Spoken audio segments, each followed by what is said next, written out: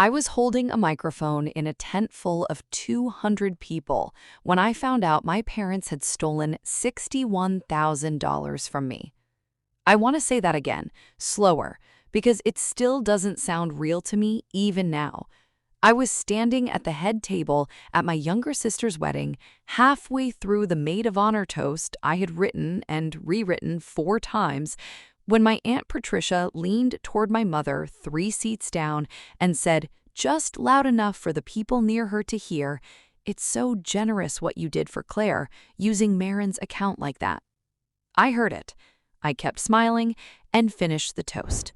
I want to walk you through exactly what happened after that, because the next 4 hours were the most controlled I have ever been in my life, and I think the way I handled it says more about my family than anything else in this story. My name is Marin. I'm 32 years old. I work as a contracts manager for a mid-sized engineering firm, a job I've held for 7 years, the kind of job that taught me to read fine print for a living, which is, looking back, almost darkly funny given what I missed in my own bank account permissions. Before this house, before any of this, I lived a very specific kind of life for 4 years. I want to walk you through what that actually looked like, because I think people hear savings account and picture some abstract number on a screen, and they don't picture the actual texture of the sacrifice. I split a 2-bedroom apartment with a roommate named Priya until I was 29 years old. I was 32 when this story happened, which means I lived with a roommate 3 years longer than most people my income bracket would have. I drove a car with 210,000 miles on it. I packed lunch 5 days a week. I tracked every expense in a spreadsheet that I am frankly still a little proud of, color-coded, categorized, with a savings goal line that crept upward month by month, year by year, toward a number I had decided represented freedom. Enough for a 20% down payment on a home of my own, plus a cushion for closing costs and the inevitable surprises that come with owning property. By the time I was 31, that number was just over $63,000. I remember the exact day it crossed 60,000 because I sat in my car outside my apartment and just stared at the banking app for a full minute, feeling something I can only describe as quiet, private triumph. Nobody else knew what that number meant to me. Nobody else had watched the spreadsheet grow line by line, missed brunch by missed brunch, declined vacation by declined vacation. My sister Claire is 28. She got engaged to a man named Dustin 14 months before the wedding at a restaurant proposal that the entire family found out about within an hour because Claire posted it before she'd even finished her dessert. I want to be clear about something here because it matters for everything that follows. I love my sister. I was genuinely happy for her. I am not telling this story because I resent her happiness, her wedding, or her relationship. I am telling it because what happened to me afterward was not generosity, and it was not a family pulling together. It was theft, executed by people who had quietly convinced themselves somewhere along the way that money with my name on it was simply unallocated family money waiting for the right urgent cause. 3 years before any of this, when I first started seriously saving for a house, my mother asked if she could be added as a secondary contact on my savings account. Her exact words were, "In case something happens to you, so someone in the family has access to help with arrangements." It sounded reasonable to me, practical even, thoughtful, the kind of adult contingency planning you're supposed to do. I called my bank, added her as what they called an authorized user with limited access, meaning I would later learn in horrifying detail that she could not only view my balance, but could initiate transfers under a threshold the bank's systems considered routine and low risk, because I had simply never gone back and adjusted those default permissions after the account was originally opened years ago when I was 23 and didn't think twice about default settings. I never thought about that account permission again. Not once in 3 years did it cross my mind that access I had granted for emergency contingency purposes for a scenario involving my death or incapacitation could be quietly repurposed for something else entirely. I trusted my mother. That trust is, I now understand, exactly the mechanism that made what happened possible. The wedding planning escalated slowly, the way these things do, in a pattern I can now see clearly in hindsight, but that felt, at the time, like completely ordinary family chatter. First, it was the venue. Claire and Dustin had initially looked at a community event hall well within my parents' original $25,000 budget. Then, at a family dinner in February, Claire mentioned, almost casually, the way you test the temperature of a room, that she'd found the most amazing vineyard property that would be just a little more. A little more turned out to be nearly double the original venue cost on its own. Then it was the caterer. The original plan was a buffet from a local restaurant that does weddings on the side. The new plan involved a plated four-course meal from a catering company that I later learned charged per-person rates that would have made my own modest wedding budget, had I ever needed one, blush. Then it was the band instead of the DJ. Then it was a designer gown that alone cost more than the family's entire original wedding budget for everything combined. Each addition was framed at every family dinner the same way, as a small adjustment, a minor upgrade, something Claire really wanted, and that my parents would simply figure out. I want you to sit with that phrase for a second, because I've sat with it a lot since. We'll figure it out. Every single time my mother said it with the same easy, confident tone, not the tone of someone genuinely worried about a budget gap, but the tone of someone who already had a plan and simply hadn't announced it yet. I didn't catch that distinction at the time. I caught it only afterward, replaying those dinners in my head, hearing the calm underneath words that should have sounded stressed. I was busy during this entire stretch of months. I was finalizing my own house purchase, a two-bedroom townhouse in a walkable neighborhood I had toured 4 times before making an offer, the kind of property I had been picturing literally for years. I was deep in inspections, appraisals, a mortgage pre-approval process that required documentation of my savings account balance at several specific checkpoints. I checked that account regularly during this period, for my own purposes, watching the number to make sure it stayed comfortably above the threshold my lender required for the down payment plus closing costs, plus a buffer for incidentals. What I did not do, and this is the detail that still makes my stomach drop even now, months later, was check the account with the kind of granular suspicion that would have caught gradual, deliberately small withdrawals. I was watching a single number, the total.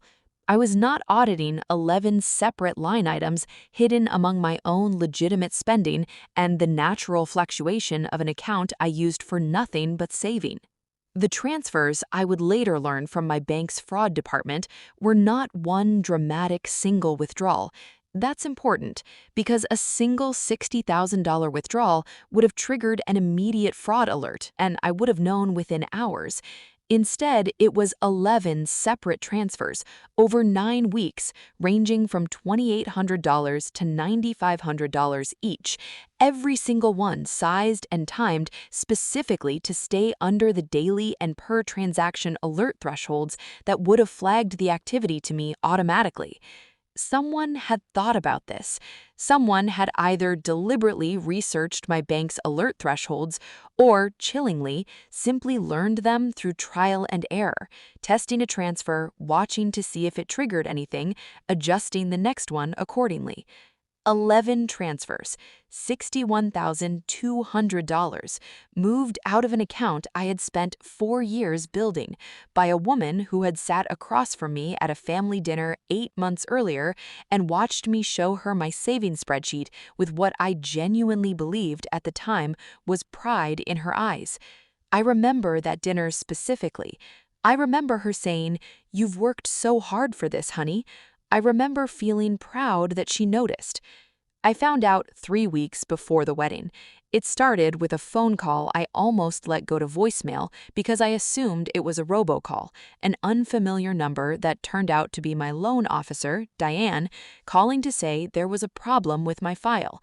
My account balance, the one on record from my application, no longer matched the current figure the underwriting team had just pulled for a routine re-verification. The discrepancy needed to be explained before underwriting could proceed to final approval. I remember exactly where I was, sitting in my car in a grocery store parking lot, engine off, groceries getting warm in the back seat, pulling up my banking app with hands that were, I noticed almost clinically, slightly shaking before I knew why. I watched the number on the screen refuse to be what I expected it to be. $61,000 gone. 11 transfers, dated across 9 weeks I had lived through without noticing a single one of them, all sent to an account I didn't recognize by number, but recognized instantly, viscerally, by instinct, because I knew before I'd even looked anything up exactly whose account it had to be. I called my mother first. I want you to notice that I called her first, before my father, before anyone else. Some part of me, even in that moment, already knew. I asked her, as calmly as I could manage with my pulse pounding in my ears, if she knew anything about transfers out of my savings account. There was a pause on the line. Not a confused pause, not the pause of someone genuinely trying to recall or check something. It was a pause I would later understand, replaying it 100 times, as the specific sound of a person deciding in real time whether to keep lying to me or whether the moment for lying had passed. She said, "Marin, I need you to understand the position we were in." That single sentence told me everything I needed to know. Not what transfers, let me look into this, not confusion, an immediate justification offered before I had even named a specific amount or accused her of anything specific. She knew, she had known the entire time. For 9 weeks across 11 transfers, while I sat across from her at dinners talking about my closing timeline, she had known exactly where that money had gone. The explanation, once my mother finally gave it in full, was almost more disturbing than the theft itself because of what it revealed about how my parents had actually been thinking about me, not as a person with plans and a timeline and a life she was actively building, but as a resource. My mother told me that when the wedding costs had ballooned past what they could comfortably afford, my father had sat down one evening and looked at the family's full financial picture, every account he had any visibility or access into, and had identified my savings account as, in her exact words, the only flexible resource in the family.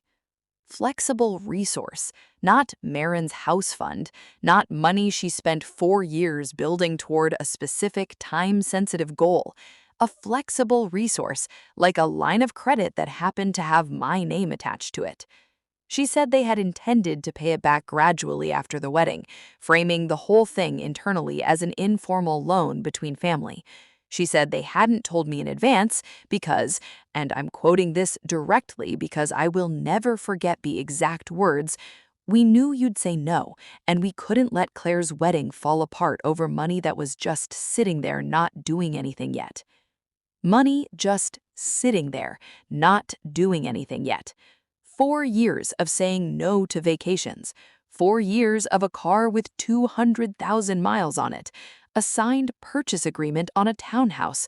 A mortgage underwriting process actively, currently in progress, with a closing date already scheduled.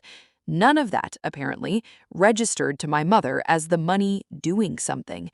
In her mind, money that wasn't actively in motion, actively being spent, was simply available, a pool of resources waiting for whichever family member's need became loud enough, urgent enough to justify dipping in. I asked her directly, my voice flatter than I think I'd ever heard it. Did Claire know?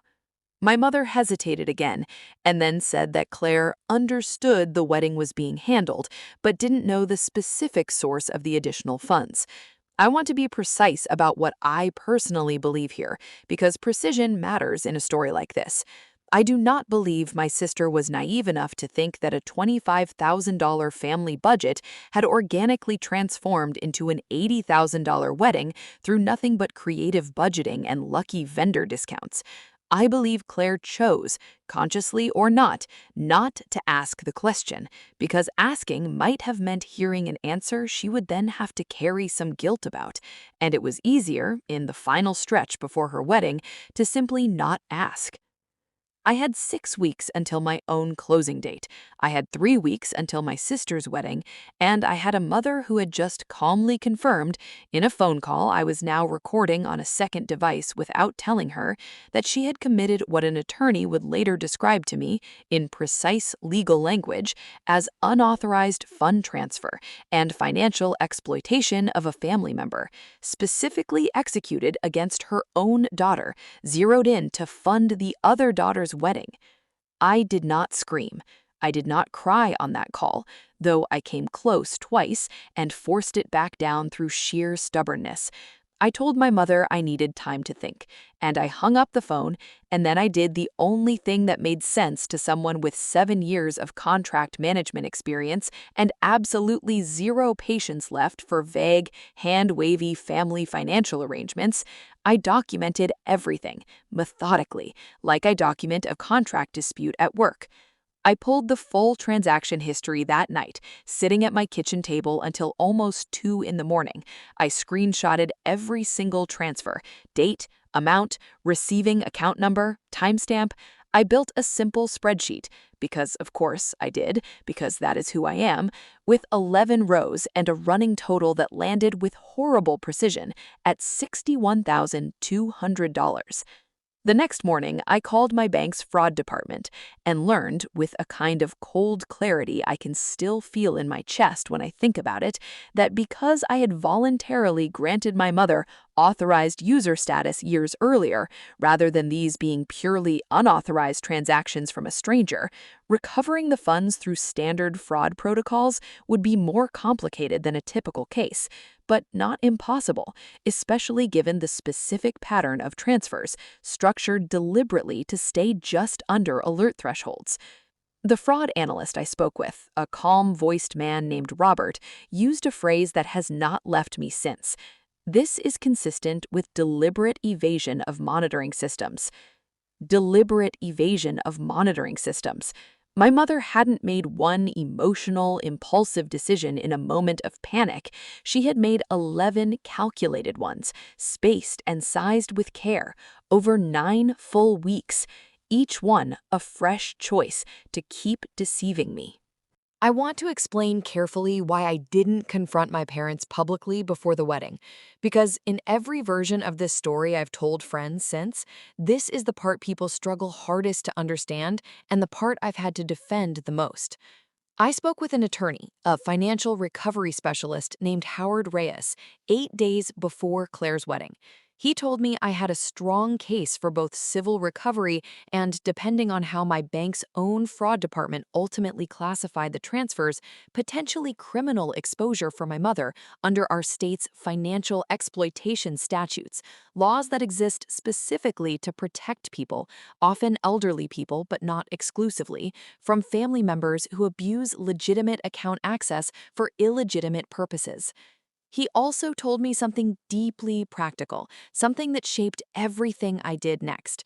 The cleanest, fastest path to actually recovering my money was to file the fraud claim immediately, formally, in writing, before the wedding happened at all. Because once the money had been fully and finally spent on a wedding that had already taken place, recovery would become exponentially harder, both practically and emotionally, for everyone involved, including the bank's own investigators.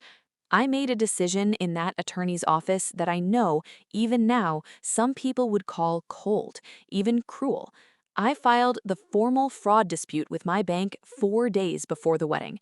I did not tell my parents I had done it. I did not cancel my flight. I did not confront Claire, who I genuinely believed deserved one day, at least, free of a financial reckoning that wasn't entirely hers to carry. I attended that wedding fully, knowingly aware that a fraud investigation was already actively underway, that my bank had already begun the formal process of attempting to claw funds back from the account they had been transferred into, and that at some point, possibly during the event itself, possibly days later, quietly, privately, that process was going to surface in a way my family could not control, soften, or spin. I want to be completely honest with you. Part of me hoped it would surface quietly, after the wedding, in a private phone call where I could explain everything calmly, away from cameras and guests and cake. Part of me genuinely did not want to be the reason my sister's wedding day got disrupted, even knowing everything I knew, even carrying the full weight of what had been done to me. I did not get to choose that timing. My Aunt Patricia chose it for me, with one whispered sentence during my own maid of honor toast, a sentence I would later learn came from her overhearing my mother mention the arrangement to my grandmother earlier that week at a hair appointment, and assuming, incorrectly but understandably, that I already knew the full story and simply, generously, quietly been fine with it the entire time. I finished the toast. I need you to understand what that actually took physically and mentally in that exact moment. I was standing at a microphone in front of 200 people, holding a folded piece of paper with words I had written and rewritten about my sister's marriage, about Dustin's kindness, about the family we were becoming. I was holding that paper, delivering that toast, with the full knowledge that my own stolen bank account had funded the very celebration I was standing inside of. And I delivered every single line I had written, my voice steady, because 200 people were watching, and because Claire's face was lit up in a way I'd genuinely been happy to witness exactly 20 seconds before my aunt's whisper landed in my ear and rearranged everything. I sat back down at the head table. My mother caught my eye across the table, 3 seats down, the same distance her whispered conversation with my aunt had traveled, and I watched something shift visibly in her face. She knew instantly, from whatever expression I was failing to fully hide, that I had heard. I didn't make a scene at the reception. I want to correct an assumption some people listening might naturally make here. This is not a story about a dramatic public confrontation, about flipping a table or grabbing a microphone for a second, very different kind of speech. I am by nature, and by 7 years of professional training, someone who handles conflict through process, through documentation, through quiet, deliberate action, not through theater. What I actually did was step outside 20 minutes after the toast, walking past the dance floor with a smile I hoped looked natural, out to the vineyard's gravel parking area, where I called my attorney Howard, who I had specifically kept on standby that entire weekend because some instinct in me suspected something like this might surface before I was ready for it. I asked him one question, my voice carrying out into the cool evening air. Had the fraud claim processed? He told me the bank had completed its full investigation that very morning, the morning of the wedding itself, entirely by coincidence, a coincidence that still makes the hair stand up on my arms when I think about the timing, and had formally classified all 11 transfers as unauthorized, based specifically on that deliberate evasion pattern Robert had flagged days earlier. The full $61,200 was being reversed, with funds scheduled to begin returning to my account within 2 to 5 business days, clawed back directly from the joint account they had been transferred into. That joint account, I would learn over the following days, was the exact account my parents had been using to pay vendors directly throughout the entire planning process, meaning the reversal was about to pull a substantial sum of money out of an account that by that point in the evening already had a balance reduced to almost nothing because every available dollar had already been spent on a wedding that was at that very moment still actively happening 50 feet away from where I stood in the gravel parking. I went back inside. I didn't tell a single person what I'd just learned. The reception continued exactly as planned. Cake was cut. Claire and Dustin had their first dance, swaying slowly under string lights while I clapped from a few feet away and meant it, genuinely, because none of what was coming was Claire's fault to absorb in that specific moment, whatever she had or hadn't chosen to ask over the preceding 14 months. The crisis actually arrived 4 days later, when the vendor payments my parents had made, the venue's final balance, a payment to the florist that was due on a delayed schedule, and a deposit refund timeline with the band, all started bouncing one after another because the account they'd drawn from no longer had the money in it to cover them. My father called me that evening, his voice tight with a fury I genuinely had never heard directed at me before, asking what exactly I had done. I told him exactly what I had done, calmly, the way you'd read a contract clause back to someone who'd clearly never read it themselves. I had reported theft. His wife, my mother, had stolen $61,200 from an account meant for my home purchase, and I had done what any reasonable person discovers when they find theft like that. I reported it and let my bank's fraud process run its proper legal course. He said, his voice cracking slightly on the word, "You couldn't have waited until after the wedding." I said, "You couldn't have asked me before you took it?" There was a long silence on the line after that. Neither of us said anything else for almost 10 full seconds. Then he hung up. I want to tell you where things actually stand now, 8 months out from that wedding day. My closing on the townhouse was delayed by 5 weeks while the funds fully cleared back into my account, and I re-verified everything line by line with my lender, but it did close eventually on a rainy Tuesday in March that felt almost anticlimactic after everything it took to get there. I live there now.